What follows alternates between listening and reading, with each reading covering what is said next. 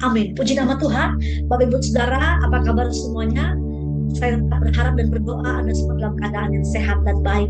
Malam hari ini kita akan bicara tentang mengubah kekhawatiran kita menjadi penyembahan. Ya, turn your worry to worship. Ya, turn your worry into worship. Saya percaya setiap manusia pasti pernah mengalami yang namanya masalah, mengalami namanya pergumulan, mengalami yang namanya sesuatu yang tidak nyaman. Setiap kita butuh yang namanya jawaban doa. Setiap kita butuh yang namanya kekuatan, hikmat yang datang daripada Tuhan. Nah, malam hari ini saya akan berbicara tentang mengubah setiap kekhawatiran kita menjadi sebuah penyembahan. Turn your worry into worship.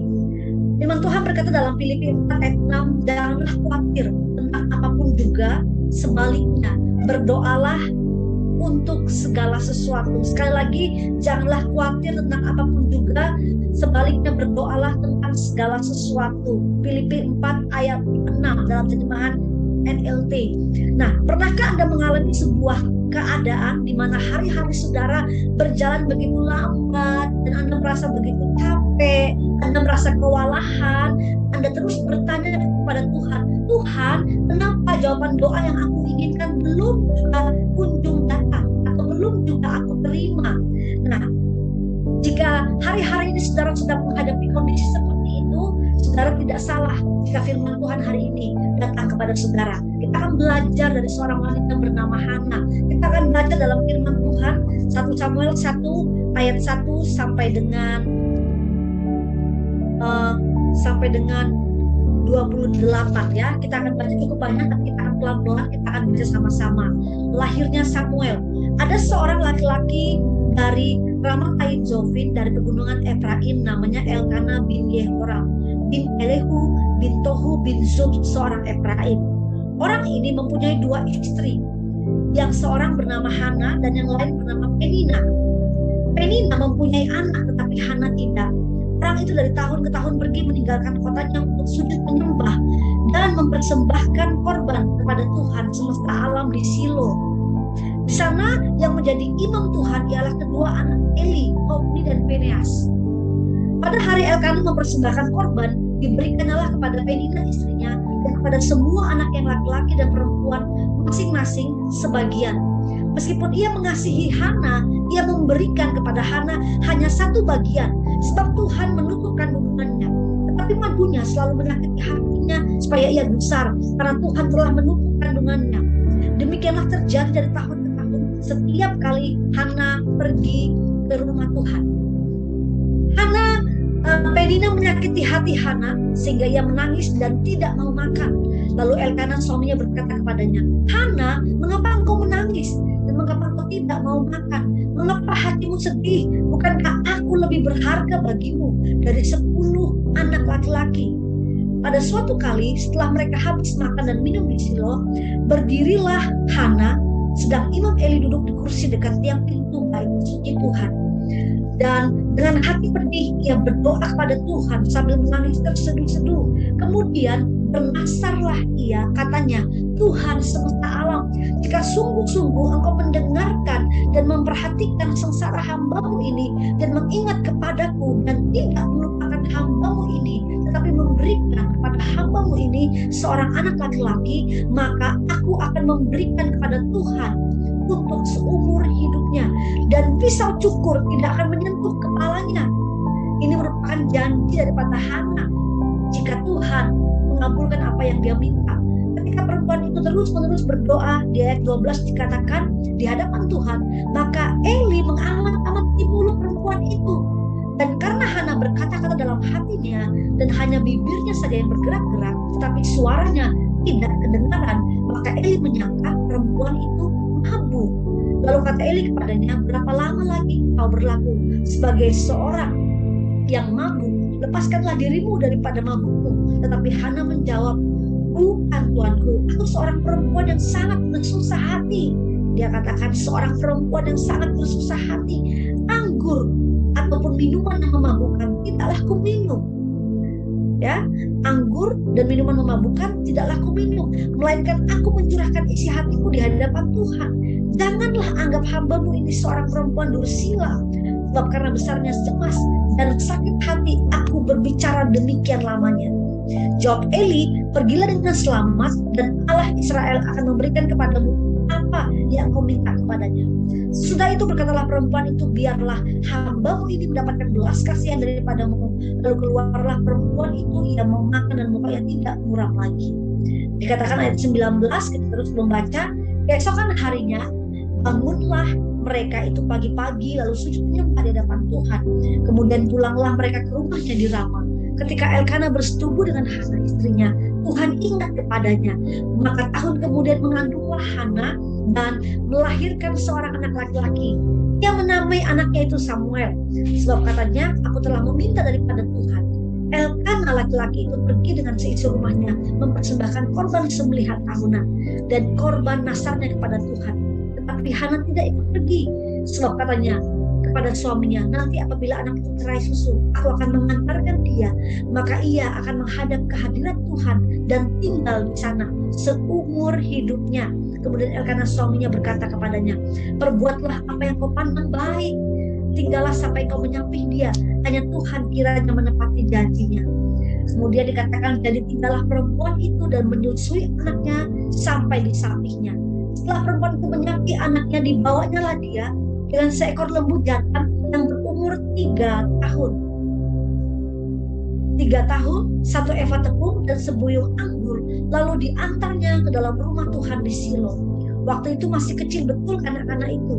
Setelah mereka menyembelih lembu itu, mereka mengantarkan anak-anak itu kepada Eli. Lalu kata perempuan itu, mohon bicara tuanku, demi Tuhanku yang hidup, akulah perempuan yang dahulu berdiri di dekat tuanku untuk berdoa kepada Tuhan. Untuk mendapatkan inilah aku berdoa, dan Tuhan telah memberikan kepadaku apa yang kuminta kepadanya, maka aku pun menyerahkan kepada Tuhan seumur hidupku. Terserahlah ia kiranya kepada Tuhan. Lalu sujudlah mereka di sana menyembah kepada Tuhan. Ini merupakan sebuah cerita yang sangat menarik mengenai seorang yang bernama Hana. Hana mengalami suatu keadaan di mana dia mengalami kemandulan, tetapi kemudian Hana datang kepada Tuhan. Hana berseru-seru dan kemudian Hana menerima jawaban doa. Apa yang kita bisa pelajari dari kehidupan Hana? Saudara dikasihi Tuhan, ketika kita menghadapi sesuatu yang di luar kendali kita, ketika kita terus berdoa, kemudian menantikan jawaban doa yang belum juga kita terima, biasanya orang akan mengalami namanya capek, ya. Orang akan mengalami namanya patah semangat, sedih. Kemudian mereka mulai bertanya, imannya mulai diragukan Tuhan. Benar gak sih Tuhan, apa yang aku doakan ini Engkau dengar? Bisa gak sih Tuhan berkuasa menjawab doaku? Bisa gak Tuhan mengubah kehidupanku? Kita belajar dari kehidupan Hana. Hari-hari ini saya nggak pernah tahu apa yang saudara sedang alami. Mungkin saudara mengalami lelah, capek. Mungkin saudara sedang di persimpangan menantikan sebuah jawaban doa daripada Tuhan. Seperti Hana, kita mau belajar bagaimana Tuhan menjawab doa Hana. Nah, apa yang kita bisa pelajari dari kehidupan seorang wanita bernama Hana? Hana dikatakan dia berdoa terus-menerus. Dia tidak berhenti untuk berdoa pada Tuhan. Bapak Ibu Saudara yang dikasihi Tuhan, saat kita menghadapi sebuah pergumulan yang panjang, saat kita menghadapi sebuah konflik yang begitu lama tidak selesai, apakah kita mau tetap datang kepada Tuhan untuk berdoa? Apakah kita tetap berani menantikan jawaban Tuhan atas hidup kita? Menunggu atau menanti jawaban doa bukanlah sesuatu yang nyaman atau mudah untuk dilakukan. Saya ingat ketika saya berdoa untuk sesuatu yang begitu lama dalam ministry saya, hampir kurang lebih 10 tahun. Dan ketika saya mendapatkannya, saya begitu senang, bersuka cita. Merupakan sebuah perjalanan yang tidak mudah. Demikianlah Hana. Ketika kita belajar kehidupan Hana, Hana menghadapi keadaan di mana dia tidak memiliki anak. Dan ini merupakan sebuah aib bagi seorang wanita pada zaman itu. Tapi Hana tahu kemana dia harus pergi. Hana tahu kemana tujuan yang dia sumber daripada jawabannya. Dia datang, dia lari kepada Tuhan. Dia berdoa terus-menerus dan tidak pernah berhenti untuk berdoa. Hari-hari ini, saudaraku yang dikasihi Tuhan, jangan pernah menyerah. Tetaplah untuk berdoa. Percayalah bahwa dalam doa ada iman sebesar biji sesawi sekalipun, maka itu sanggup untuk menjadi sebuah kekuatan. Taburlah doa. Ya, taburlah doa. Mungkin jawabannya tidak akan selalu seperti yang kita inginkan, tapi ketika kita percaya bahwa Tuhan sanggup mengubahkan kehidupan kita, maka kemudian disitulah Tuhan akan membuat semuanya indah pada waktunya. Jawaban doa yang saudara inginkan seperti apa hari-hari ini? Teruslah berdoa, janganlah berhenti untuk berdoa.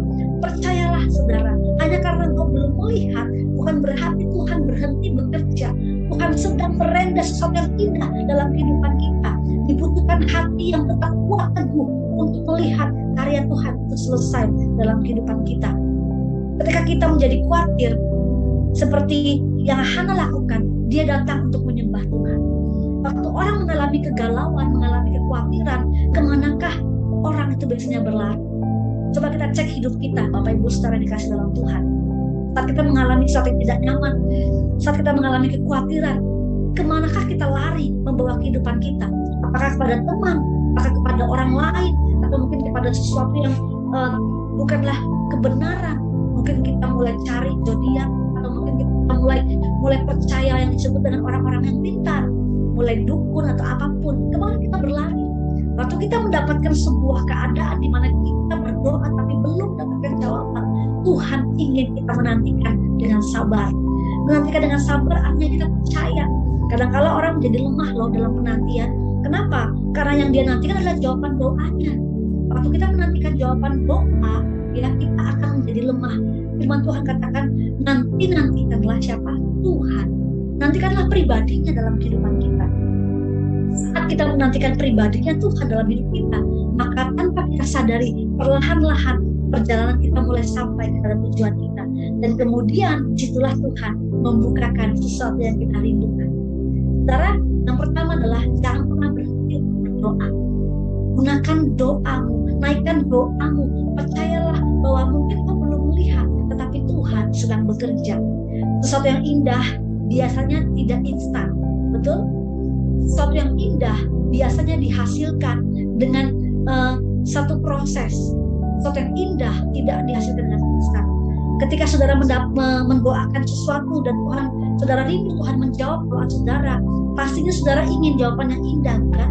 Jawaban yang sangat berkualitas. Sesuatu yang saudara doakan pasti saudara nggak mau sesuatu yang biasa, sesuatu yang murahan, tidak. Tapi saudara mau sesuatu yang indah. Nah, sesuatu yang indah tidak dibentuk dengan instan. Tuhan sengaja membuat itu. Mudah bagi Tuhan untuk menjawab doa kita loh. Tapi kenapa Tuhan izinkan kita menanti begitu lama? Karena Tuhan sedang mengubah hidup atau hati kita. Dia sedang berurusan dengan hati kita. Kalau kita berdoa Tuhan jawab, berdoa Tuhan jawab, berdoa Tuhan jawab, kita akan jadi orang yang gampangan. Kita akan memandang sepele apa yang Tuhan berikan. Tapi ketika kita berdoa, Tuhan izinkan kita berproses di dalamnya. Maka disitulah kemudian lahir sebuah kualitas hati. Nah, ini yang Tuhan mau. Mudah bagi Tuhan untuk menjawab doa kita. Tapi kenapa dia izinkan kita menunggu? Karena dia sedang memproses kualitas hati kita. Ini yang Tuhan mau. Dan saya rindu biarlah kita semua terus berdoa. Apapun yang kau rindukan, apapun yang kau sedang menantikan jawaban doa daripada Tuhan, terus nantikan dia dengan sabar, dengan bertekun. Jangan pernah menyerah. Yang kedua adalah berserah kepada Tuhan. Di sini kita melihat dari ayat ini bagaimana Hana rela. Ya, Hana merupakan seorang wanita yang datang kepada Tuhan dan semua keinginannya. Nah, banyak wanita punya banyak keinginan. Ya, kita adalah wanita. Biasanya makhluk yang paling punya banyak keinginan adalah siapa? Wanita, ya kan? Wanita merupakan seorang makhluk yang punya banyak keinginan. Gak usah jauh-jauh lah, diri kita sendiri saja. Kita bangun pagi buka mata udah banyak keinginan kita. Pengen ini, pengen ini, pengen ini, pengen ini. Kita punya banyak keinginan. Nah, demikianlah juga yang dihadapi oleh Hana. Hana punya keinginan. Pertanyaannya begini, salah nggak kalau kita punya keinginan? Salah nggak? Ya, tidak. Betul. Nggak salah punya keinginan. Nggak salah kita punya sesuatu yang kita rindukan. Nggak salah. Seperti Hana. Hana datang kepada Tuhan awalnya karena dia punya keinginan. Dia ingin punya anak. Tetapi ketika dia terus berdoa, dia terus berserah kepada Tuhan, kemudian Tuhan mengubah hatinya melalui proses yang panjang di mana dia terus bertekun dan berdoa. Dan kita bisa melihat dalam ayat-ayat yang kita baca tadi bagaimana kemudian Hana mendapatkan apa yang dia doakan. Hana minta seorang anak kepada Tuhan. Kemudian Tuhan berikan dia seorang anak laki-laki bernama Samuel. Ketika Hana datang kepada Tuhan, dia adalah seorang wanita yang penuh dengan keinginan. Dia pengen berharga, dia pengen juga dianggap bisa, dia pengen juga tampil hebat di hadapan madunya yaitu Penina. Dia pengen tampil hebat, dia pengen tampil perfect juga sebagai wanita. Dia datang dengan penuh keinginan. Tapi ketika dia masuk dalam hadirat Tuhan, disitulah kemudian Tuhan mengubah hidup Hana. Hana yang tadinya penuh dengan keinginan diubahkan oleh Tuhan. Kemudian Tuhan menjawab doanya dan memberikan dia seorang anak laki-laki bernama siapa? Samuel. Waktu Hana mendapatkan Samuel, Hana tidak lupa diri. Nah, ini seringkali terjadi dalam hidup kita. Waktu kita sudah mendapatkan apa yang kita doakan, seringkali kita melupakan Tuhan. Kita terlalu berfokus, terlalu sibuk dengan apa yang kita dapatkan. Kita kemudian senang, kita kemudian happy. Kita lupa siapa pemberi sebenarnya. Saya rindukan setiap kita Bapak Ibu Saudara yang dikasih dalam Tuhan, waktu kita mendapatkan sesuatu daripada Tuhan, jangan lupakan si pemberi itu. Jangan terpukau dengan apa yang kau dapatkan, ya kan? Tapi lihatlah sang pemberi itu. Nah, Hana ketika dia mendapatkan apa yang dia inginkan, itulah kemudian dia sadar. Dia mempersembahkan kembali Samuel kepada Tuhan. Tuhan mengubah seorang wanita yang bernama Hana yang penuh dengan keinginan, penuh dengan kekhawatiran menjadi seorang wanita yang apa? Yang kemudian menyembah Tuhan. Tuhan sanggup mengubah semua kekhawatiranmu, semua keinginanmu, semua hasratmu menjadi sebuah penyembahan. Turn your worry into worship. Semua kegalauan, semua kekhawatiran kita, Tuhan ingin kita masuk dalam hadirat Tuhan supaya kita menjadi seorang yang menyembah. Nah, kita bisa melihat di sini ketika Hana memperoleh apa yang dia inginkan, dikatakan dalam firman Tuhan dia mengembalikan Samuel, dia menyapihnya, dan kemudian Samuel diberikan kepada Imam Eli, dipersembahkannya Samuel kepada Tuhan. Ini yang sangat indah, saudara. Ketika kita mendapatkan apa yang kita inginkan, ketika kita mendapatkan apa yang kita doakan, maukah kita, berani nggak kita mempersembahkan apa yang kita inginkan untuk kembalikan kepada Tuhan?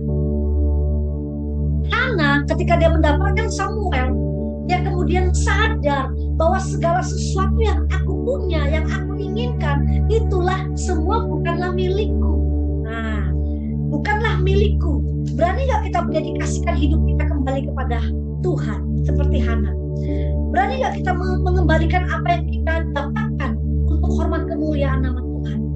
Mungkin di antara Bapak Ibu Saudara sedang berdoa untuk sebuah bisnis yang baru. Mungkin ada di antara saudara anak-anak muda sedang berdoa untuk seorang jodoh yang sepadan. Ketika kita mendapatkannya, berani nggak kita menyerahkan kembali apa yang kita doakan kepada Tuhan? Berani nggak kita mempersembahkannya kembali kepada Tuhan? Ingat, tidak ada yang menjadi milik kita. Tidak ada satupun dalam kehidupan kita waktu kita diberikan kepada Tuhan itu menjadi milik kita. Usaha kita, pekerjaan kita, sekolah kita, keluarga kita, semua bukan milik kita. Semua dipercayakan Tuhan. Prestasi kita, bahkan pelayan kita sekalipun, itu semua milik Tuhan. Jadi tidak ada satupun yang menjadi milik kita. Kita hanya dipercaya Tuhan, dikasih kesempatan untuk apa? Untuk mengelola apa yang Dia berikan. Tuhan ingin kita mengelola dengan hati yang takut akan Tuhan. Orang nggak bisa takut akan Tuhan kalau dia nggak punya penyembah dalam hidupnya. Untuk bisa memiliki hati yang takut akan Tuhan, engkau harus tinggal dalam hadirat Tuhan. Engkau harus bersama dengan Tuhan. Waktu engkau menemukan Tuhan, disitulah kemudian Tuhan mengubahkan hatimu. Waktu Tuhan mengubahkan hatimu, barulah kemudian engkau sadar bahwa ternyata yang aku miliki semuanya untuk Tuhan. Dari Tuhan, oleh Tuhan, dan untuk Tuhan. Gak ada yang punya kita. Kalaupun kita dikasih Tuhan, semuanya hanya dipercayakan. Sebabnya malam hari ini kita boleh belajar seperti Hana. Kita mau kembali terus berdoa. Kita mau terus menjadi orang yang menyerahkan hidup kita kepada Tuhan. Dan yang ketiga, kita mau tetap mendedikasikan hidup kita untuk menyembah Tuhan.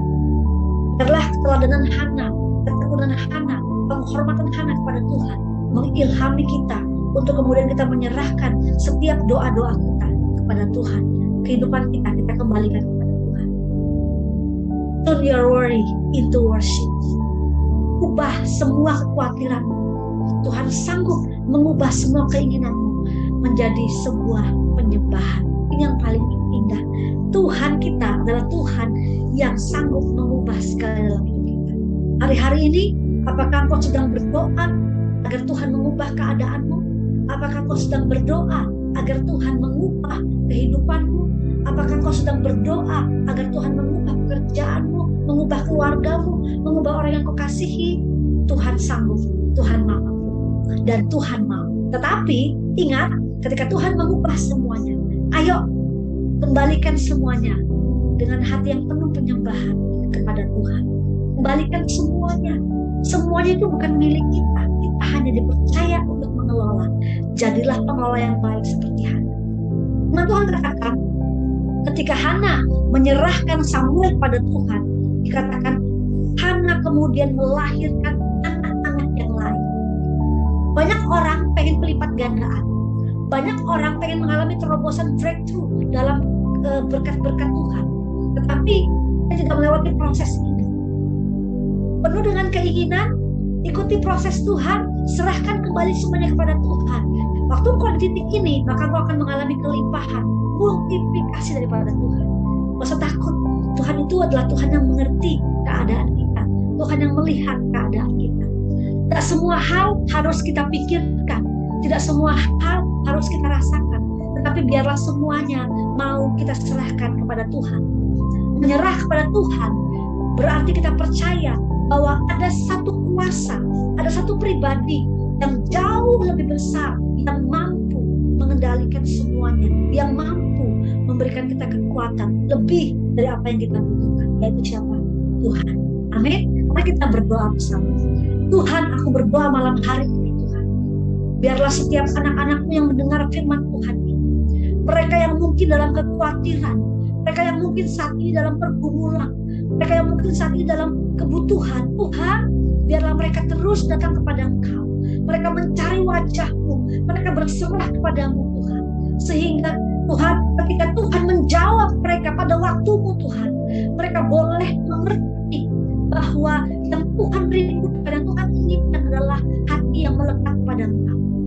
Bapak, aku berdoa bagi semua anak-anak-Mu, Tuhan, hamba-hamba-Mu ya Bapak.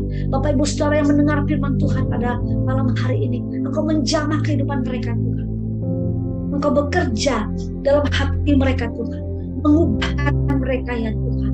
Kami percaya Tuhan, Engkau Tuhan yang sanggup menjawab setiap pergumulan kami, bahkan lebih dari yang kami minta, lebih dari yang kami pikirkan. Tapi kami percaya Tuhan, waktu Tuhan memberikan itu, berikanlah hati kepada mereka, hati yang mau untuk rela terus menyembah Tuhan, tidak berfokus pada apa yang Tuhan berikan, tapi berfokus kepada Sang Pemberi Yesus sendiri. Terima kasih Tuhan untuk malam hari ini. Kami mengucapkan syukur di dalam nama Tuhan Yesus. Allah Tuhan yang mengubah setiap kekhawatiran kami menjadi sebuah penyembahan. Terima kasih Bapak.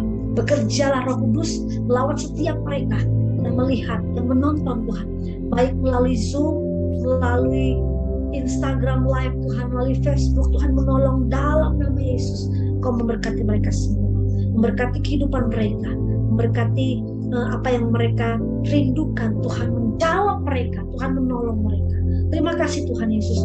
Engkaulah Allah yang hidup, Allah yang sanggup membuat mujizat, yang membuat menjadi tidak ada menjadi ada. Terima kasih Tuhan. Kami mengucapkan syukur di dalam nama Yesus. Haleluya. Amin. Puji nama Tuhan. Bapak Ibu Saudara, kita akan mengakhiri pengumuman.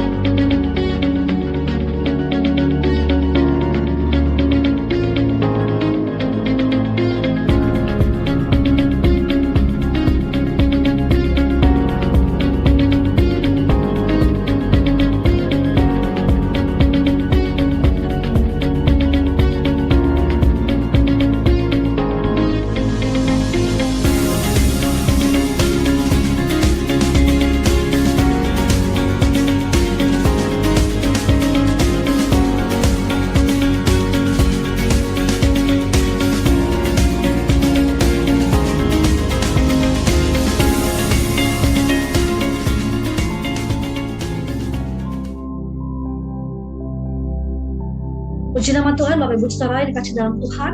Kita akan sama-sama menutup ibadah kita pada sore hari ini dan kita akan berdoa.